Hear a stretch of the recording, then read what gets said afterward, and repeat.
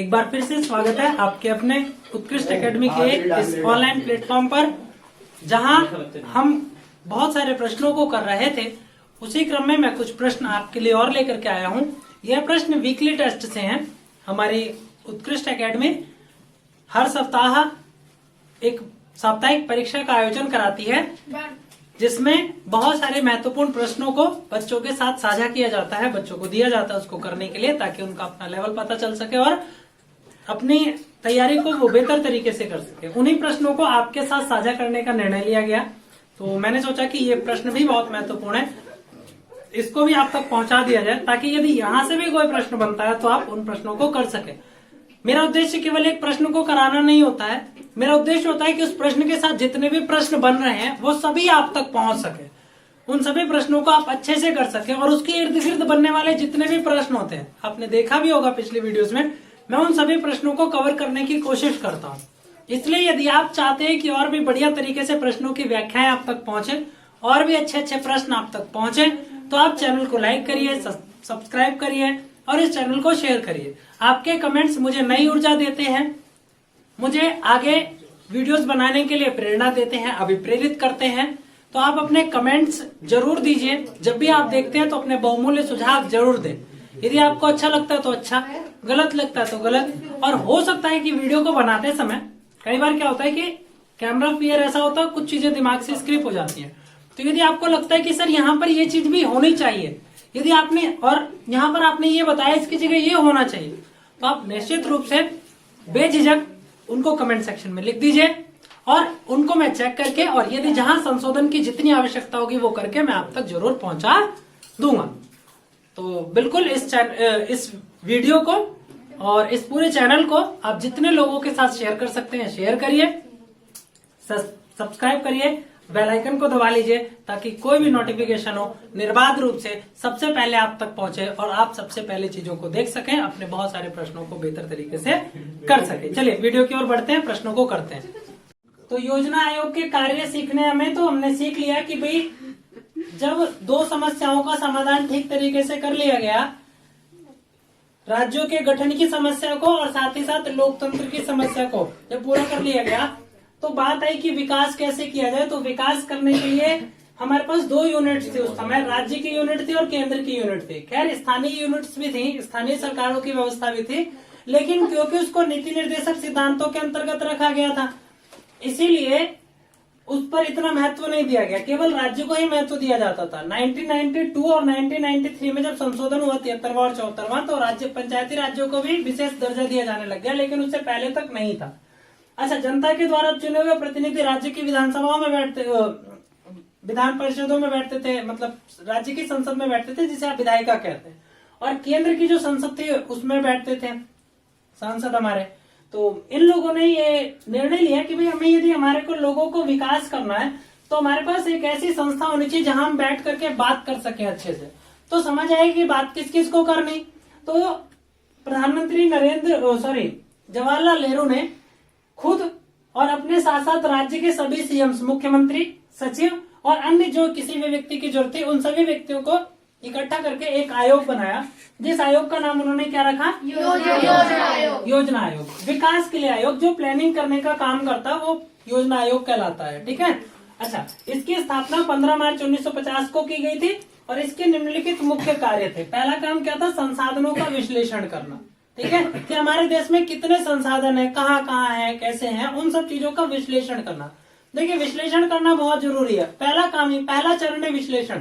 जब आपने 12वीं की तैयारी स्टार्ट करी तो पहला तो विश्लेषण किया ना, हमें कितना पढ़ना है, क्या पढ़ना, एक सिलेबस एनालिसिस करा, विश्लेषण किया उसका कि हमें क्या चीजें पढ़नी। दूसरा, फिर वितरण का सुझाव देता है कि जो संसाधन है उसको कितना और किस हिसाब से कितने राज्यों में बंटवारा वितरण करना है, क्योंकि बहुत सारे राज्य जनसंख्या की दृष्टि से बड़े हैं, बहुत सारे राज्य छोटे हैं, है ना। तो इस हिसाब से भी उन्होंने वितरण का सुझाव दिया। साथ ही साथ सतत पोषणीय विकास की अवधारणा को प्रस्तुत किया कि हमें विकास का वो तरीका अपनाना चाहिए जिससे ज्यादा नुकसान न हो, ठीक ठाक तरीके से विकास होता रहे। समन्वय स्थापित करना, तो समन्वय किसके बीच? केंद्र के बीच और राज्य के बीच समन्वय स्थापित करने का दायित्व भी किसका होता है? योजना आयोग का होता है, होना भी चाहिए। क्यों? क्योंकि यही तो एक प्लेटफॉर्म है जहाँ पर राज्य के सारे मुख्यमंत्री बैठ रहे हैं, प्रधानमंत्री बैठ रहे हैं, प्रधानमंत्री को कुछ और लोग बैठ रहे हैं, सचिव बैठ रहे हैं, ठीक है, तो होना भी चाहिए समन्वय स्थापित करने का काम। भाई किसी के मन में कोई दिक्कत है तो एक तो विकास से संबंधित बात तो होनी ही होनी है, क्योंकि विकास के लिए बनाया गया है। लेकिन कई बार क्या होता है ना कि हम उस मुद्दे से थोड़ा इधर उधर भी बात कर लेते हैं, और इधर उधर की बातों के द्वारा भी कम से कम प्रधानमंत्री के कानों में बात तो चली जाती है कि इस राज्य में ये समस्या है, और जब मौका मिलता है तो जब वो संज्ञान में रहता है तो उस बात को उठाया भी जाता है, उस बात को लेकर के आगे भी बढ़ा जाता है ना। अच्छा, इसके अलावा बहुआयामी विकास के सुझाव देना, और भी विकास के और भी कौन कौन से डायमेंशन हो सकते हैं, किस तरीके से विकास किया जा सकता है, इस बारे में भी चिंतन करता है हमारा योजना आयोग। बाद में इसका नाम चेंज करके नीति आयोग रखा गया। नीति आयोग की फुल फॉर्म आप जरूर पढ़ लीजिएगा, है ना। क्या है इसकी full form? National institution for transforming India. तो ये आप ध्यान रखिएगा, किताब में दे रखा है, एक बार पढ़िए इसको, ठीक है। यहाँ से एक प्रश्न आपका कंप्लीट हुआ। अगला प्रश्न क्या है? अगला प्रश्न आपसे पूछा गया है कि भारत के परमाणु कार्यक्रम का वर्णन कीजिए। भारत के परमाणु कार्यक्रम पूछ ले या आपसे पूछ ले कि भारत की परमाणु नीति के बारे में बताइए, लगभग प्रश्न सेम ही है, ठीक है। और जब हम प्रश्न को सीख रहे हैं तो विस्तार से सीख ही लेते हैं क्या क्या है इसमें। देखिए, सबसे पहले तो भारत का परमाणु कार्यक्रम। चलिए देखिए, जब भी भारत की बात होती है तो हम एक बहुत अच्छी सी बात करते हैं कि भारत हमारा शांति प्रिय देश है, भारत ने कभी किसी पर युद्ध नहीं किया, ऐसी हम बातें करते हैं ना, ऐसा हम चीजों को पढ़ते हैं। अच्छा, जब हमारा भारत राष्ट्र के रूप में डेवलप हो गया, जब हमारे भारत के पास भारत हमारा भारत बन गया, मतलब भारत हमारा भारत प्रभु संपन्न बन गया। प्रभु संपन्न का मतलब हुआ प्रभुत्व संपन्न होता है। वैसे प्रभुत्व संपन्न जब हमारा राष्ट्र बन गया, प्रभुत्व संपन्न का मतलब आंतरिक और बाह्य समस्त प्रकार के निर्णय लेने के लिए समर्थ हो जाए, ठीक है। भारत राष्ट्र पहले भी था, 1947 से पहले भी था, लेकिन उस राष्ट्र में एक कमी थी, और वो सबसे बड़ी कमी थी प्रभु संपन्नता की, प्रभुता भी कह सकते हैं इसको,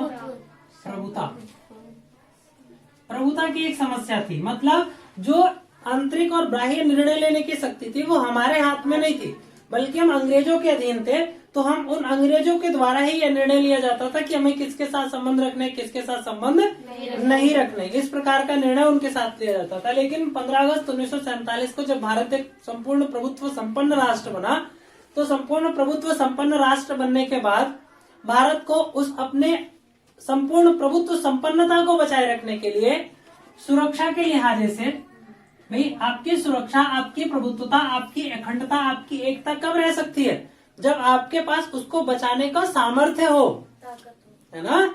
आप फर्स्ट आते हैं, बहुत अच्छी बात है, लेकिन आपके फर्स्ट आने का मान तब बना रह सकता है जब आप उसको बचा कर रख सकें। फर्स्ट आना, अच्छे नंबर लेना बड़ी बात नहीं है, लेकिन उस स्थिति पर बने रहना वो बड़ी बात है, अपने आप को स्टेबल कर लेना ये बड़ी बात है।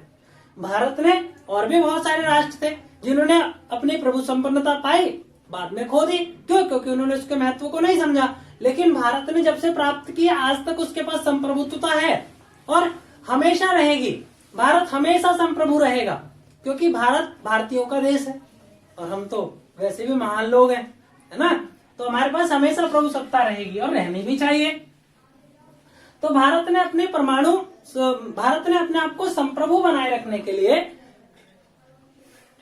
भारत ने अपने आप को परमाणु संप्रभु बनाए रखने के लिए एक विशेष प्रकार का कार्यक्रम शुरू किया, जिसको परमाणु कार्यक्रम का नाम दिया उन्होंने, ठीक है। आपको पता है कि भाई अंतर्राष्ट्रीय स्तर पर 1960 के दशक में, 1950-60 के दशक में विशेष प्रकार की संधियां होने लग गई थी, जिनके अंतर्गत यह निर्णय लिया जाने लग गया था कि भाई अभी तक जिन 5 देशों ने परमाणु बना लिया है, सिर्फ वही 5 देश परमाणु संपन्न रह सकते हैं, बाकी देश कोई भी परमाणु बना नहीं सकता है। जैसे वो संधि होगी, एक तो एनबीटी है, एक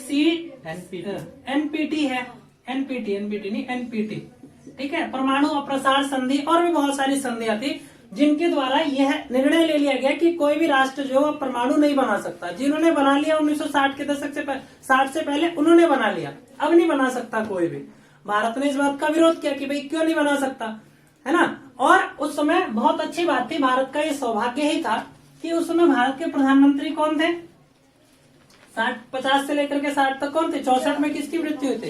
जवाहरलाल नेहरू जी की। तो जवाहरलाल नेहरू जी जो थे, जवाहरलाल नेहरू जी उस समय हमारे देश के पीएम थे, और जवाहरलाल नेहरू के एक अच्छे मित्र थे जिनका नाम था होमी जहांगीर भाभा। तो होमी जहांगीर भामा जो थे, होमी जहांगीर भामा, ये जो थे वो इस समय विदेशों में काम कर रहे थे, और प्रधानमंत्री जवाहरलाल नेहरू ने होमी जहांगीर भामा के साथ चर्चा की कि भाई हमें ना परमाणु के दिशा में कुछ काम करना है। क्यों? उन्होंने पूछा भाई क्यों? तो उन्होंने बताया कि भाई देखो, यदि मुझे संपन्न रहना है, यदि मैं चाहता हूं कि भारत की धाक बनी रहे, यदि मैं चाहता हूं कि भारत विश्व का सबसे अग्रणी देश बने, तो जरूरी है कि हमारे पास कुछ ऐसे हथियार हो जिनका प्रयोग हम बेशक करें ना करें, लेकिन लोगों को दिखाने के लिए तो एटलीस्ट हमारे पास होना ही चाहिए। क्योंकि होमी जहांगीर भामा का संबंध भारत से था, क्योंकि ये जवाहरलाल नेहरू के अच्छे मित्र थे, तो इन्होंने इस बात को मान लिया कि हाँ ठीक है, मैं आपके लिए काम करता हूँ। अच्छा, काम करने के लिए ये तैयार हुए, और उन्होंने परमाणु का कार्यक्रम बिना किसी भी देर और समस्या के शुरू कर दिया होमी जहांगीर भामा ने। आपकी एनसीईआरटी की पुस्तक में होमी जहांगीर भामा जी का जिक्र है, आप पढ़िएगा उसको ध्यान से, वहां आपको पता लगेगा। होमी जहांगीर भामा जी ने परमाणु का कार्यक्रम शुरू किया, और परमाणु के कार्यक्रम को लगभग 71 तक उन्होंने 71 तक उन्होंने पूरा कर दिया था। अब जरूरत थी कि इस परमाणु का परीक्षण कर लिया जाए। अब परीक्षण करने के लिए जरूरी था कि बहुत बड़ा क्षेत्र चाहिए, समय चाहिए, है ना, और फिर बहुत बड़ी कोई दुर्घटना भी हो सकती है, क्योंकि परमाणु का परीक्षण करना कोई खेल तो है नहीं, और बहुत सारी चीजें, भाई इससे पहले तो भारत ने कोई परमाणु परीक्षण किया नहीं था, है ना, और बहुत ज्यादा उसका अनुभव नहीं था। हाँ, इस बात का अनुभव जरूर था भारत के पास कि जब परमाणु गिरता तो जापान की तरह हाल हो जाता है, इस बात का पता था, लेकिन उसका परीक्षण तो कभी किया नहीं था वास्तविक रूप से। अच्छा, उस समय जो सलाहकार थे 1970 के समय में, आपको पता है कि इंदिरा गांधी की सरकार थी, और इंदिरा गांधी की सरकार के जो उनके सचिव थे, उन्होंने उनको सलाह दी थी कि मैडम आप कर सकते हैं परमाणु परीक्षण, मामला लगभग सेट है। तो उन्होंने 71-72 में शायद किया नहीं था, और 74 में जाकर के उन्होंने पहला परमाणु परीक्षण किया। 1974 में पहला परमाणु परीक्षण किया, 1974 में पहला परमाणु परीक्षण किया, और यह परमाणु परीक्षण किया राजस्थान में। हाँ, राजस्थान का एक डिस्ट्रिक्ट है, मतलब राजस्थान की एक जगह है जिसको पोखरण कहते हैं। हाँ, पोखरण। इस पोखरण में पहला परमाणु जो था वो 1974 में किया गया। परमाणु परीक्षण कर लिया गया, ज्यादा कोई शोर शराबा नहीं मचाया गया, क्योंकि अभी तो हमें खुद भी नहीं पता था कि ठीक ठाक काम चल रहा है कि नहीं चल रहा। अच्छा, पहला करने के बाद तसल्ली नहीं हुई। हम भारतीय लोग हैं, एक बार में कोई किसी काम में भरोसा नहीं होता, तसल्ली नहीं होती है ना। लाइट चली जाए तो पड़ोसी भी देखते हैं, गई कि नहीं गई, तेरी भी चली गई, हाँ हमारी भी जा रही थी, फिर तो ठीक है ना। तो हमें भरोसा नहीं होता एक बार में जल्दी से। हमने दोबारा एक परमाणु परीक्षण किया, और ये था फर्स्ट परमाणु परीक्षण, ये ध्यान रखिए। सेकंड परमाणु परीक्षण हमने किया, और सेकंड परमाणु परीक्षण हमने 1998 में किया, और 1998 में परमाणु परीक्षण करने के बाद भारत ने अपने आप को परमाणु संपन्न शक्ति घोषित कर दिया कि भाई हम जो है वो परमाणु संपन्न राष्ट्र हैं, ठीक है। और ये वाला जो 1948 का हुआ, ये भी यहीं पर हुआ, राजस्थान के पोखरण में इसका परमाणु परीक्षण भी किया गया। अच्छा, ये तो हो गया परमाणु का कार्यक्रम पूरा का पूरा, सारा मामला सेट, बातचीत भी हो गई, लागू मतलब उसको बनाने का पूरा प्रोसेस भी पूरा कर दिया गया, उसके अलावा उसका परीक्षण भी कर लिया गया। अब इसकी नीति क्या थी, ये तो इसका पूरा कार्यक्रम है। नीति क्या है? कार्यक्रम का मतलब क्या हुआ कि भाई हमारे यहाँ पर शादी का कार्यक्रम है। कार्यक्रम का मतलब पहले से शुरू से लेकर के लास्ट। आपने कभी कार्ड देखा हो? अभी आप तो बच्चे हैं, आपका देखा ही नहीं होगा, मेरी भी शादी में तो कार्ड नहीं देखा मैंने भी, मतलब कार्ड देखा है लेकिन वैसा नहीं। तो कार्ड में क्या है आप देखेंगे ना, उसमें लिखा था कार्यक्रम, हल्दी, मेहंदी, है ना, बात सबका कार्यक्रम लिखा होता है। तो कार्यक्रम में आप देखो शुरू से लेकर के लास्ट तक सारा सिस्टम लिखा होता है, विदाई तक भीगी आंखों से, है ना, वहां तक का बारात स्वागत इतने बजे, तो ये सारा सिस्टम लिखा होता है। तो कार्यक्रम का मतलब एवरीथिंग, सब कुछ जितना आपने सीखा वो सारा कार्यक्रम है परमाणु का, मतलब बनने से लेकर के और लास्ट तक। लेकिन नीति क्या है? नीति का मतलब परमाणु के लिए हमने कुछ नियम बना रखे हैं। भारत सरकार ने अपने परमाणु के लिए कुछ नियम बना रखे हैं। देखिए, जब भी हमारे पास खतरनाक चीजें होती है ना, तो हमें उसके लिए नियम बना करके रखना भी चाहिए, और परमाणु तो वैसे भी बहुत खतरनाक चीज है। इसीलिए भारत सरकार ने अपने परमाणु के लिए कुछ नीतियां बना ली। जैसे पहली नीति बनाई कि मैं कभी भी परमाणु का प्रयोग पहले नहीं करूंगा, पहले नहीं, क्या नहीं, यूज का मतलब प्रयोग। मैं पहले प्रयोग नहीं करूंगा परमाणु का, क्योंकि भारत ने एनपीटी का विरोध किया था, परमाणु प्रसार संधि का विरोध किया था कि मैं नहीं करता, तुमने बना लिया तो मतलब कुछ भी है ना, तो ऐसा नहीं होगा। आपने बना लिया ठीक है, लेकिन मैं इस पे साइन नहीं कर रहा। तो पहला कहा कि मैं पहले यूज नहीं करूंगा। दूसरा कहा कि मैं केवल शांति व्यवस्था के लिए इसका प्रयोग करूंगा। किसके लिए? शांति के लिए, शांति के लिए। दूसरा कहा कि मैं इसका प्रयोग तभी करूंगा जब कोई मुझ पर कर लेगा, है ना, अपने बचाव के लिए। हाँ, अपने बचाव के लिए। Very good. अपने बचाव के लिए ही मैं इसका प्रयोग करूंगा, अन्यथा मैं इसका प्रयोग नहीं करूंगा। अच्छा, इसके अलावा और भी एक चीज तय करी गई कि अगर परमाणु का यूज भारत में होगा तो परमाणु के प्रयोग की अंतिम शक्ति भारत की जो कैबिनेट है, भारत की जो मंत्रिपरिषद है, उस मंत्रिपरिषद को दिया गया कि मंत्रिपरिषद के द्वारा ही, मंत्रिपरिषद की सलाह पर ही, मंत्रिपरिषद के निर्णयों पर ही परमाणु का प्रयोग किया जा सकता है। परमाणु के प्रयोग की जो अंतिम शक्ति है वो सैनिकों के हाथ में नहीं दी गई है। भारत में सैन्य प्रशासन के हाथों में परमाणु चलाने की क्षमता नहीं है ना, है उनके पास, रख रखाव सब वो करते हैं, लेकिन वो चला नहीं सकते। कब तक नहीं चला सकते? जब तक उनको परमिशन ना दे दी जाए कि अब आप इसका प्रयोग करिए। और भारत कहता है कि जब पानी सर से ऊपर हो जाएगा तभी मैं इसका प्रयोग करूंगा, इससे पहले कि अपनी जरूरतों से ज्यादा ठीक है। मतलब हाँ, परमाणु का एक विशेष बात ये भी है कि ये भी कहा था कि मैं जितनी आवश्यकता होगी, है ना, उतना ही, ठीक है, उतने का ही प्रयोग करूंगा। ये नहीं कि वैसे भारतीयों की पता है आदत क्या होती है, शादी में गए ना, प्लेट पकड़ी, सारा का सारा सेट उसमें, भाई साहब प्लेट आपकी है, पार्टी आपकी है, नहीं भगा रहे, 2 बार में खा लेना, लेकिन नहीं जी, एक ही बार में प्लेट लेना। साइड में रसगुल्ला, वो बेशक रसगुल्ला निकल के कोट में घुस गया, लेकिन लेना एक बार में ही है। इधर कोट भी ले, इधर सब्जी भी ले ली, इधर रसगुल्ला भी ले लिया, इधर एवरीथिंग, मतलब सारा प्लेट पे रख लेना। हाँ बिल्कुल, बेशक खाने का मन ना करे, लेने के बाद इतने गंदे तरीके से उसमें रख लेते। भाई सिस्टम होता, तरीका होता है ना। तो इसीलिए उनको पता था कि भाई ये भारतीयों की आदत सबको पता है। क्या पता हम आज को कह दी कि ठीक है तुमने एनपीटी में हस्ताक्षर नहीं किया, कल को परमाणु की लाइन लगा दे। लाइन लगाने में तो भारतीय वैसे भी माहिर है, तो क्या पता कल को लाइन लगा दे। तो उन्होंने ये कह दिया कि भाई हम जितनी आवश्यकता होगी उतना ही बनाएंगे। यदि 2 की जरूरत है तो हम केवल 2 परमाणु बनाएंगे, 3 की आवश्यकता है तो 3, 4 की तो 4, मतलब आवश्यकता से ज्यादा नहीं बनाएंगे। ठीक हो गया। तो यहाँ से ये सारे प्रश्न आप देख लीजिए, कोई प्रश्न रह गया हो तो मैं बताऊं, नहीं तो वैसे मेरे हिसाब से बढ़िया ये प्रश्न अच्छा है। आगे बढ़े, पक्का। अगला प्रश्न आपसे पूछ रहा है कि आपातकाल के कारण बताइए। आपातकाल के क्या कारण थे? प्रश्न शॉर्ट में लिखा हुआ, प्रश्न को किसी भी तरीके से घुमा के आपके सामने प्रस्तुत कर सकता है कि आपातकाल कोई एक कारण दे देगा, फिर पूछेगा कि बताइए कि आपको लगता है कि आपातकाल का यह कारण उपयुक्त है, तो आप बताएंगे नहीं, यह कारण उपयुक्त नहीं है, इसके अतिरिक्त भी निम्नलिखित कारण आपातकाल के लिए उत्तरदायी माने जा सकते हैं। ठीक हो गया। और आपातकाल का प्रश्न जब भी पूछेगा आपसे, या तो 6 में पूछेगा या 4 में पूछेगा, छोटा प्रश्न यहाँ से है नहीं कारण का, ठीक है, क्योंकि इसके बहुत सारे कारण है। ठीक, अच्छा, आपातकाल होता क्या मेरा बच्चा, पहले तो ये समझिए। देखिए, भारत में भारतीय राज्य व्यवस्था को बेहतर तरीके से चलाने के लिए भारतीय संविधान निर्माताओं ने ऐसा प्रावधान किया कि जिसमें बहुत सारी शक्तियां किसको दे दी, केंद्र को, और फिर उसके बाद जो बाकी चीजें बची, बहुत सारी शक्तियां राज्य को दे दी।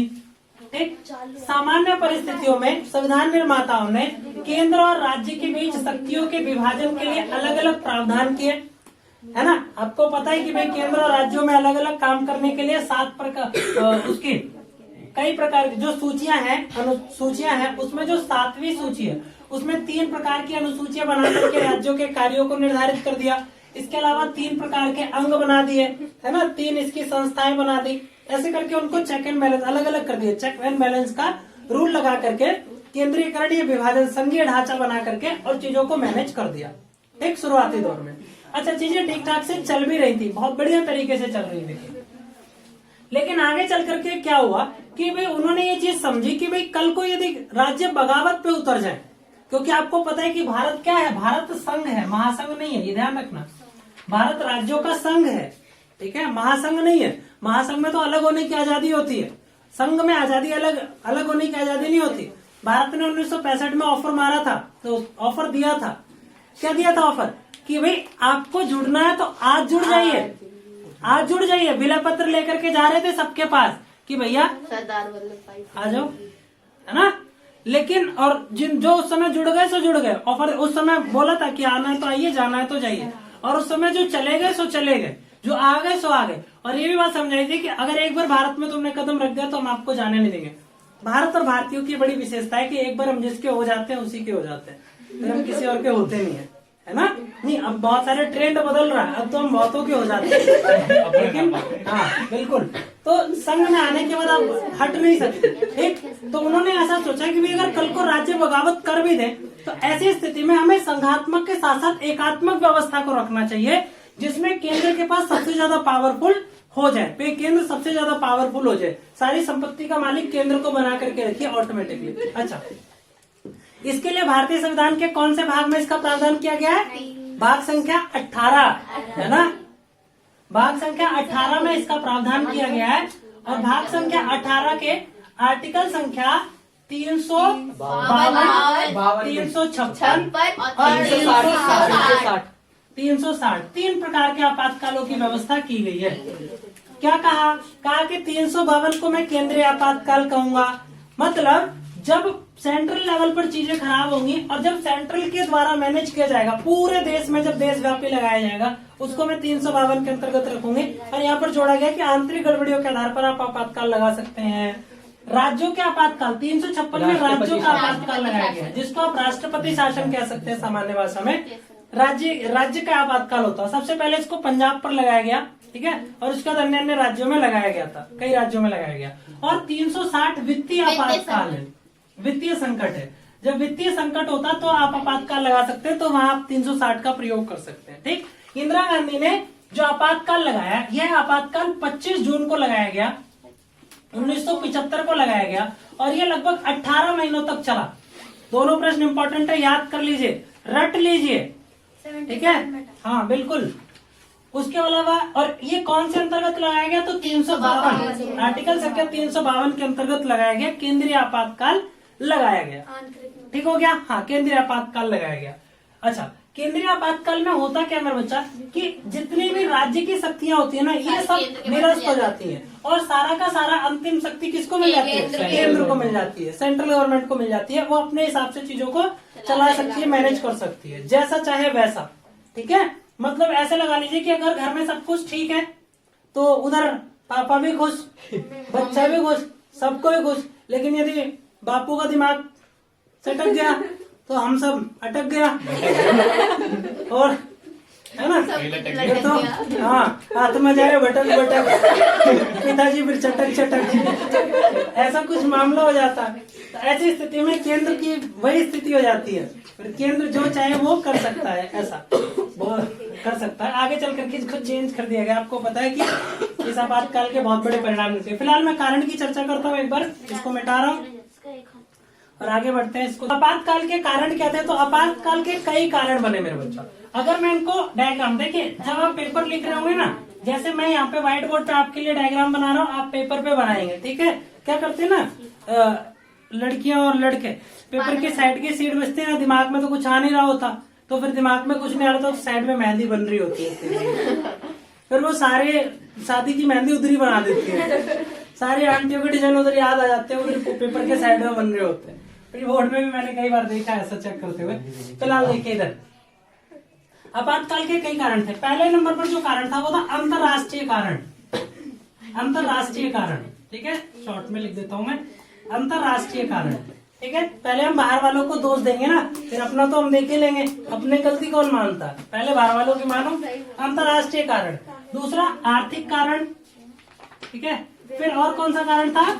हाँ, व्यक्तिगत कारण, गुजरात और बिहार के आंदोलन, व्यक्तिगत। उसके बाद आंदोलन, आंदोलन का होना, है ना, आंदोलन, हड़ताल, आंदोलन, आंदोलनों के बाद क्या था? आंदोलनों के बाद रेल हड़ताल, न्यायपालिका संघर्ष, न्यायपालिका का संघर्ष, वेरी गुड, न्यायपालिका का संघर्ष। ये इतने सारे कारण थे जिसके कारण 1975 में आपातकाल लगाया गया। 25 जून 1975 को 18 महीने का आपातकाल लगाया गया। जिस समय हमारे देश की जो पीएम थी वो कौन थी? और हमारे देश के जो राष्ट्रपति थे जिसको फखरुद्दीन अली अहमद, ठीक है। ये दो व्यक्ति थे जिन दो लोगों ने मिलकर के और पूरी की पूरी राजनीतिक व्यवस्था का, चलिए मैं कुछ नहीं कह रहा, राजनीतिक व्यवस्था ठीक है, चलिए है, हाँ डगमाडोल कर दिया बिल्कुल। अंतर्राष्ट्रीय स्थिति में आप देखेंगे एक तो तेल की कीमतों का बढ़ जाना, तेल आपके सरसों को खाने वाले नहीं, जो पेट्रोल डीजल तेल होता है वो वाले तेल की कीमत बढ़ गई, तेल की कीमत बढ़ गई। तेल की कीमत बढ़ने के साथ साथ जो विदेशी मुद्रा थी उसमें गिरावट आई।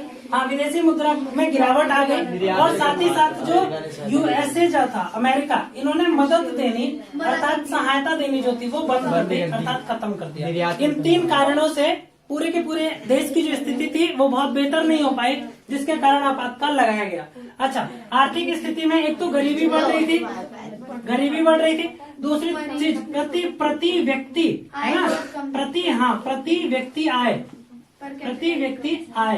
ठीक है, आय ये जो थी वो कम हो रही थी, प्रति व्यक्ति आय भी नहीं बढ़ पा रही थी। और आर्थिक स्थिति में लोगों के रोजगार की एक बड़ी समस्या थी, है ना, रोजगार की बड़ी समस्या थी। लोग इसके लिए जो थे वो मांग भी कर रहे थे, और इसी को लेकर के आपको पता है कि तीन आंदोलन हुए, मतलब दो आंदोलन हुए थे मोटे तौर पर। आंदोलन तो वैसे तीन है, लेकिन जो रोजगारी और बेरोजगारी और शिक्षा से संबंधित है वो दो हैं। एक तो आपका बिहार का और दूसरा आपका गुजरात का, ठीक है। इसकी विस्तार से चर्चा करी थी मैंने क्लास में, यदि आपको ध्यान हो तो फिर कभी मौका मिलेगा तो कर लेंगे। और साथ ही साथ रेल हड़ताल अर्थात रेल का आंदोलन जो फर्नांडिस के जॉर्ज फर्नांडिस के नेतृत्व में किया गया। गुजरात और बिहार के आंदोलनों में दो प्रमुख नेता जयप्रकाश नारायण और मोरारजी देसाई महत्वपूर्ण रहे। अच्छा, व्यक्तियों में आप देखिए इंदिरा गांधी की कुछ अपनी व्यक्तिगत समस्याएं थी, ऐसा कहा जाता है, मैं नहीं कह रहा, कई चीजें ऐसे पढ़ने को मिलती हैं कि वे कुछ उनकी व्यक्तिगत चीजें थी, वो बहुत सही तरीके से चीजों को मैनेज नहीं कर पा रही थी, और है ना, मोरारजी और जो लाल बहादुर मोरारजी जी और एक जो जयप्रकाश नारायण, इन दोनों लोगों ने हड़ताल करने की बात कर दी थी, जिससे चीजें मैनेज करना थोड़ा मुश्किल हो जाता। तो इस तरीके से इन दो लोगों का जो झगड़ा था, मतलब एक तरफ इंदिरा गांधी जी का और साथ ही साथ जो जयप्रकाश नारायण जी का और मोरारजी देसाई जी का, इन दोनों व्यक्तियों के जो बीच का व्यक्तिगत मनमुटाव था, ये भी कहीं ना कहीं आपातकाल का कारण बना। और साथ ही साथ जो न्यायपालिका का संघर्ष था, आपको पता है कि 1971 के चुनावों को श्रीमती इंदिरा गांधी रायबरेली, उत्तर प्रदेश के रायबरेली नामक क्षेत्र से चुनाव लड़ी थी वो। अच्छा, इसमें उन्होंने कुछ सरकारी कर्मचारियों की मदद दी थी, जिसके कारण उनको अवैध घोषित कर दिया गया था। इसको लेकर के उन्होंने सुप्रीम कोर्ट में जब याचिका दायर की तो सुप्रीम कोर्ट ने उनको ऐसे खारिज कर दिया था कि भाई अब आप जो है वो पीएम नहीं लड़ेंगे आगे 6 सालों तक। तो इस दिक्कत को लेकर के उनको मैनेज करने में बड़ी दिक्कत आ रही थी, तो इन चीजों को लेकर के भी उन्होंने आपातकाल लगा दिया। इस आपातकाल लगाने के बाद पहला सबसे बड़ा परिणाम क्या निकला? केंद्र से कांग्रेस पहली बार 1977 में चली गई। 1977 में आपातकाल खत्म हुआ ना, तो केंद्र से कांग्रेस चली गई, सत्ता से गायब हो गई। 9 राज्यों से, हाँ 9 राज्यों में नहीं, वो तो चौथे आम चुनाव में, ठीक है। यहाँ पर 9 राज्यों में नहीं, पूरी केंद्र से ही लुढ़क गई थी, ठीक है। लगभग 100 कुछ सीटें मिली थी, जिसको इससे पिछले 1971 में 352 सीटें मिली थी, है ना। हाँ 100 कुछ 35 सीटें मिली थी, जबकि इसको 1971 के चुनावों में कांग्रेस पार्टी को 352 सीटें मिली थी, आपको ध्यान होगा तो, ठीक है, 352 सीटें मिली थी। तो इसके बाद परिणाम ये निकले, नागरिक अधिकारों पर परिणाम निकले। परिणामों की चर्चा हम किसी और प्रश्न में कर लेंगे, यहाँ फिलहाल आपके लिए कारण थे। बिल्कुल ऐसे डायग्राम सुंदर सुंदर सा बना करके आना, अच्छे से पेज पे गोल गोल बना करके, है ना, ठीक है। चलिए यहाँ तक ये प्रश्न ठीक है, इसमें कोई और दिक्कत हो तो पूछिए, नहीं तो फिर हम आगे बढ़ते हैं, ठीक है। चलिए अगला प्रश्न आपके लिए पूछा गया है कि चौथे आम चुनाव के समय भारत की स्थिति क्या थी। सीबीएसई के लगभग ये चौथे चैप्टर से आपके लिए प्रश्न पूछा गया है, और ये मान लीजिए कि चौथा और 5वां चैप्टर अपने आप में बहुत वेटेज रखता है। मान लीजिए परीक्षा की दृष्टि से वो वेटेज ना भी रखता और ना भी आए, लेकिन आपकी जानकारी की दृष्टि से वो बहुत ही महत्वपूर्ण चैप्टर है। क्यों? क्योंकि यहाँ पर भारत की राजनीति ने कई बार करवटें, मतलब कई बार कुलामंडियां खाई हैं, कई बार उलट पलट हुई है ना। कलामंडी कहते हैं ना, मुंडी के वजह से उलट जाना। तो कई बार ऐसी राजनीति जो थी वो 67 से लेकर के और 80 तक की स्थिति में ऐसी हुई है। कि तब लगी रहा था कि पलट जाएगी, लगी रहा था कि पलट जाएगी। जब आप एनसीईआरटी पढ़ते हैं तो चौथे चैप्टर का जो पहला स्टार्टिंग होता है वहां पर यही प्रश्न आता है कि चौथे आम चुनाव के बाद लोगों की आशंका क्या थी, मतलब चौथे आम चुनाव के समय, क्योंकि आपको पता है कि 2 लोग निपट चुके थे 60 के दशक में, 2 महत्वपूर्ण नेता जो थे वो निपट गए थे।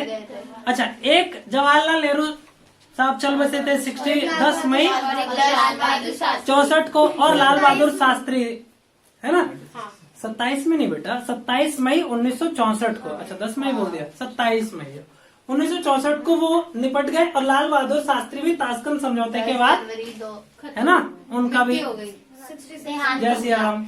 तो फिर उसके बाद राष्ट्र ने आकलन लगाया कि भाई अब क्या होगा भारतीय राजनीति का, अब क्या होगा भारतीय राजनीति का। एक प्रश्न यही से दूसरा आपसे घुमा करके पूछ सकता है कि बताइए 1960 के दशक को खतरनाक क्यों कहा जाता है? क्योंकि जब आप देखेंगे मेरे बच्चा, चौथा आम चुनाव, मैं बात करूं चौथे आम चुनाव की, मुझे बताइए पहला आम चुनाव कब हुआ? 1952। Very good. दूसरा आम चुनाव कब हुआ? 1957। तीसरा आम चुनाव 1962 और चौथा आम चुनाव 1967।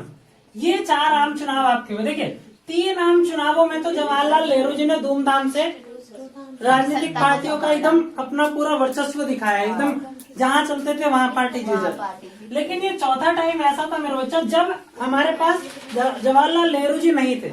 अच्छा, जवाहरलाल नेहरू जी के साथ साथ कई बड़े नेता नहीं थे। आपको पता है कि भी बहुत सारे 50 के बाद मतलब बहुत सारे राजनेता ऐसे थे, महत्वपूर्ण राजनेता भारतीय राजनीति के, जो निपट चुके थे। अब नए लोगों के पास राजनीति जा रही थी, ठीक है। अच्छा, इस नए लोगों में जो सबसे नए थे, जो सबसे चर्चित नया चेहरा था वो था किसका? पीएम का चेहरा। पीएम का चेहरा, पीएम पद पर कौन थी? इंदिरा गांधी। इंदिरा गांधी थी जिनके पास अनुभव नहीं था, ठीक है। अच्छा, अनुभवहीन भी थे और साथ ही साथ उस समय देश की भी बहुत अजीब सी स्थिति हो रखी थी, ठीक है, 1960 के दशक में। अच्छा, तो यही आपसे प्रश्न पूछा है कि बताइए कि चौथे आम चुनाव के समय, आपसे ऐसे भी पूछ सकता था कि 1964 के समय देश की स्थिति बताइए। आपसे ऐसे भी पूछ सकता है कि 1960 के दशक को खतरनाक दशक क्यों माना जाता है, क्योंकि देखिए 60 में हो रहा है, 60 में ही हो रहा ना, तो इसलिए 60 के दशक को खतरनाक क्यों माना जाता है। इसी दशक को, इसी क्वेश्चन को याद कर लीजिए अच्छे से। और जब आपसे पूछा जाएगा कि आपातकाल लगाने के लिए आंतरिक कारण क्या थे, तो यही सारी स्थितियां उस समय तक भी बनी हुई थी, क्योंकि आपने एनसीईआरटी में अच्छे से पढ़ा है कि 1969 में जिन वादों को लेकर के श्रीमती इंदिरा गांधी जी चुनावों में उतरी थी, मतलब 1970 के दशक में, वो पूरे नहीं कर, 72 में होना था ना, 71 में जिन उनको लेकर के उतरी थी, वो पूरा नहीं हो पाया था, और जिसके कारण बहुत सारी आंतरिक स्थितियां गड़बड़ा गई थी। फिर ऐसी स्थितियां बन गई थी 60 की तरह, जिसके कारण इंदिरा गांधी ने आपातकाल भी लगा दिया था। जब कभी वो प्रश्न आएगा उस पर चर्चा करेंगे, फिलहाल इस प्रश्न पर चर्चा कर रहे हैं हम, तो देख लेते हैं। चौथे आम चुनाव के समय 1960 के समय देश की जो स्थिति थी वो बहुत ही खराब थी। पहले नंबर पर जो खराबी थी वो थी खाद्यान्न को लेकर के, खाद्यान्न संकट। अच्छा, आपको एक अच्छी बात बता दूं, वैसे आपने पढ़ रखी होगी, सभी विद्वान लोग मेरे साथ जुड़ते हैं और आप सभी तो विद्वान है ही। तो एक आपने पढ़ा होगा श्रीलाल बहादुर शास्त्री जी के बारे में, कि श्रीलाल बहादुर शास्त्री जी के समय में इतना ज्यादा खाद्यान्न संकट था कि उस प्रधानमंत्री ने सर्व संपन्न होते हुए एक दिन का लगभग प्रधानमंत्री का जो डेली रूटीन का खर्चा होता है जो लगभग 2 लाख के आसपास होता है, 3 लाख के आसपास होता है। अच्छा, उस समय भी उस व्यक्ति ने उपवास रखा था एक दिन का। उनका विचार ये था कि भाई मेरे देश का किसान आर्थिक स्थिति में, खाद्यान्न संकट में उसको भोजन नहीं मिल रहा, और मुझे उसने चुन करके भेजा और मैं पूरा तोंद फुला करके और यहाँ तक खा लूं, ऐसा नहीं है। उन्होंने एक दिन का उपवास रखने का संकल्प लिया था, ठीक है। हाँ बिल्कुल, वो एक अद्भुत हमारे राष्ट्र के जो थे वो नेता थे श्रीलाल बहादुर शास्त्री जी। अच्छा, 60-70 से नेता तो सभी जोरदार होते हैं, नेताओं में किसी की कोई दिक्कत नहीं है ना, लेकिन कुछ स्थितियां होती है, कुछ गड़बड़ियां होती है कहीं पर, लेकिन फिर भी देखिए खाद्यान्न संकट एक ये स्थिति थी, आप ध्यान रखिएगा अच्छे से। 71 में भी थी और आगे भी थी, और कई राज्यों में तो आज भी खाद्यान्न का संकट है, ठीक है। हाँ, बहुत सारे राज्य जहाँ पर जल का संकट या खाद्यान्न संकट होता रहता। अगली स्थिति क्या थी? मानसून की समस्या, मानसून असफलता। हाँ, मानसून की असफलता। इसके अलावा मानसून के साथ साथ आपका भैया वही शरणार्थी 2% समस्या। विदेशी मुद्रा में विदेशी बढ़ना, मुद्रा, कमी, विदेशी मुद्रा में कमी, और इसके अलावा आपका निर्यात में कमी, बेरोजगारी, ठीक है। उसके अलावा ये और इसके अलावा आप लिख सकते हैं इसमें व्यापक जन प्रधानमंत्रियों की असंतोष। मृत्यु। मैं सैन्य गैर खर्च सांप्रदायिकता, हाँ बिल्कुल, भैया दो क्योंकि बहुत PM ज्यादा की युद्ध मृत्यु। हो रहे थे तो सैन्य खर्चों में बढ़ोतरी हुई थी। युद्ध, दो युद्ध ठीक है। आपको पता है कि 2 युद्धों में आपका 2 युद्ध था, एक तो 1962 का, 1965 एक 1965 का। 62 का आपको पता है कि 62 का युद्ध आपको चीन के साथ हुआ था, और 65 का युद्ध पाकिस्तान के साथ हुआ था, ठीक है। 62 के युद्ध ने किसको निपटा दिया था? 62 के युद्ध ने पीएम इनको प्रधानमंत्री जवाहरलाल नेहरू को निपटा दिया था, क्योंकि छवि धूमिल होगी। हाँ बिल्कुल, और बहुत सारे बहुत सारे जो उनकी जो जीवनी मिलती है उनमें कहीं ना कहीं इस बात का भी जिक्र आता है कि 62 के उस युद्ध से प्रधानमंत्री जवाहरलाल नेहरू को इतना झटका लगा, इतना धक्का लगा कि इसी के कारण उनकी मृत्यु हो गई थी। और 65 का जो युद्ध हुआ वो पाकिस्तान के साथ हुआ, और पाकिस्तान के युद्ध को निपटाने के लिए हमारे लाल बहादुर शास्त्री जी ताशकंद गए, और पाकिस्तान का युद्ध तो निपटा नहीं बल्कि हमारा नेता ही निपट गया, है ना। तो ये जो था वो 2 युद्ध 2 लोगों को लेकर के चला गया।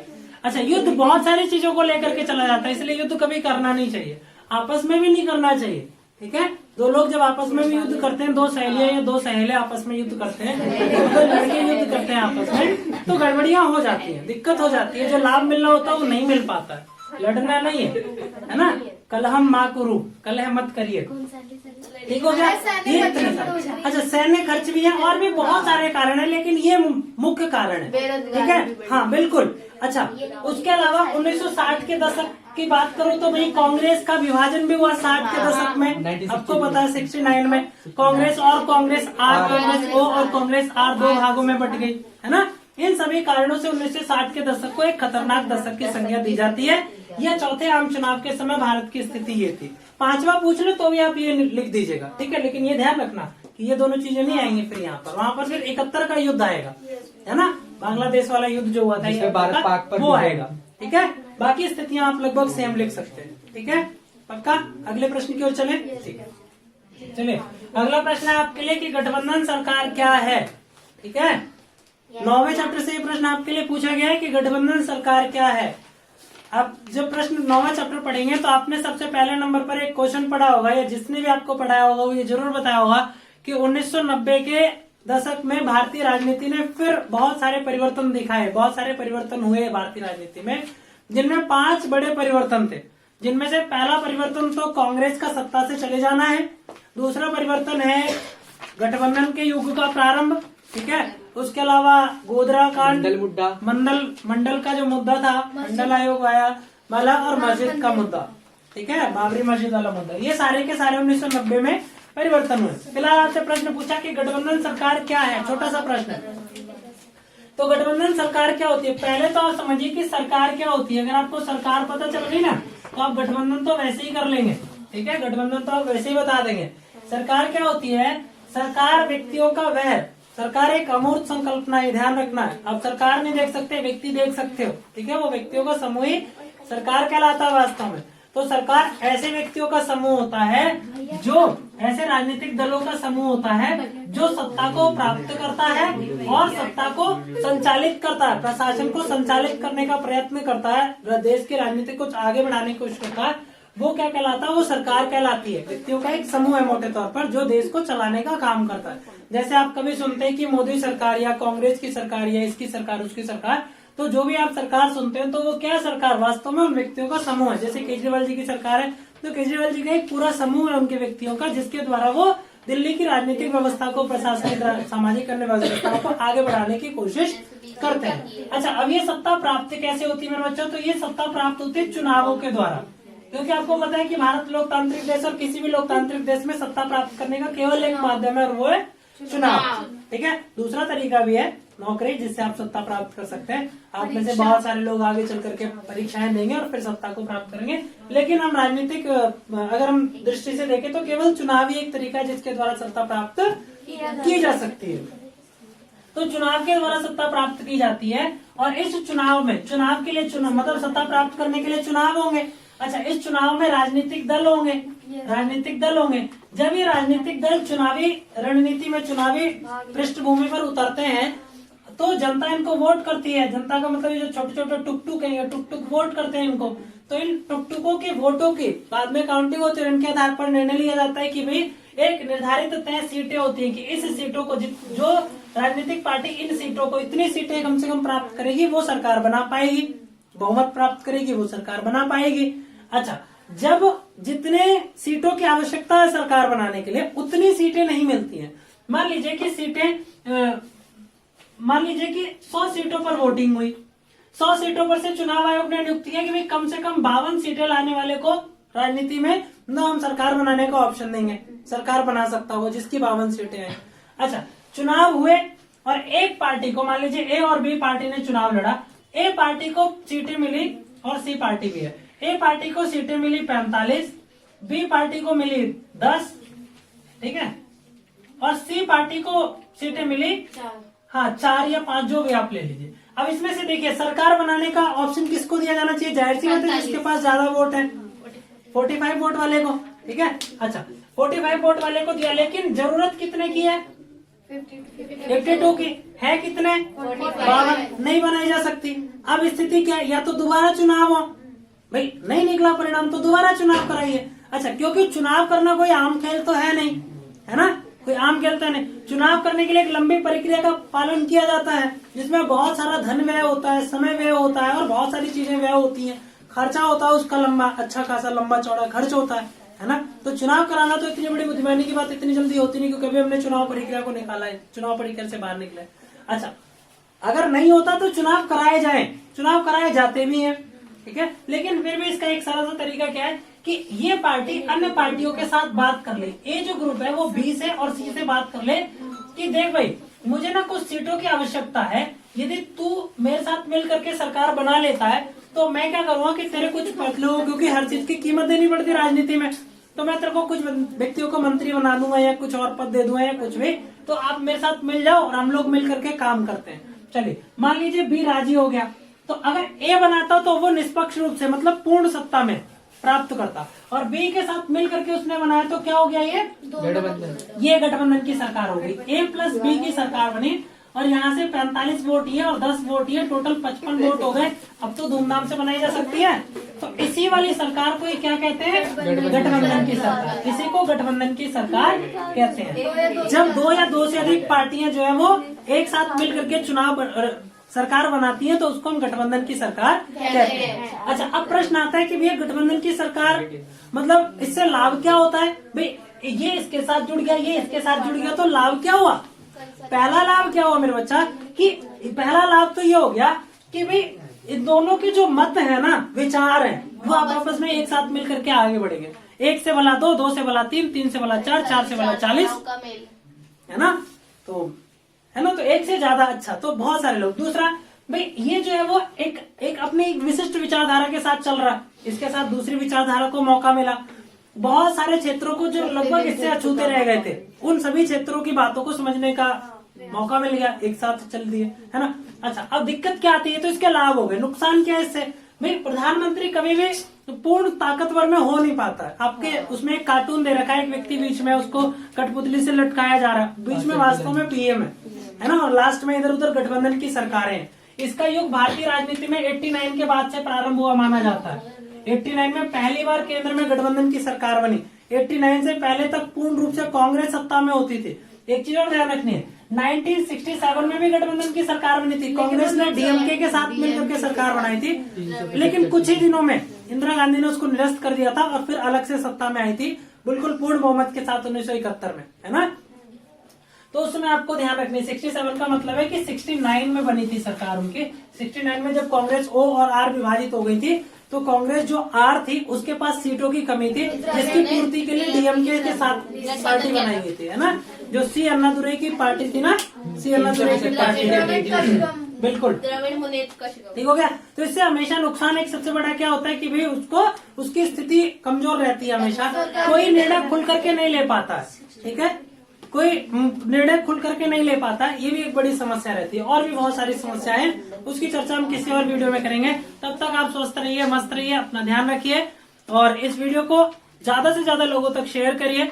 मैं कोशिश करूंगा आपके लिए बहुत सारी वीडियोस आप तक पहुंचाई जा सके, बहुत सारे प्रश्न आपको दिए जा सके ताकि आपकी तैयारी को मिल सके बेहतर गति। अपने दोस्तों तक जरूर पहुंचाइए। अच्छा लगता है तो लाइक भी करिए, शेयर भी करिए, सब्सक्राइब भी करिए और कमेंट करना मत भूलिए। कमेंट करते हैं आप तो आपके कमेंट्स को पढ़ करके मुझे आपकी प्रतिक्रिया मिलती है, अच्छा लगता है। अच्छा लगा तो अच्छा लिखिए, गलत लगता है गलत लिखिए। आपके कोई सुझाव है तो वो भी लिख दीजिए, मुझे अच्छा लगेगा ना। विचार तो आपके है ना, अच्छा लग भी सकता और नहीं भी लग सकता, लेकिन कम से कम हमें अपना विचार तो देना ही चाहिए। चलिए ध्यान रखिए अपना, स्वस्थ रहिए।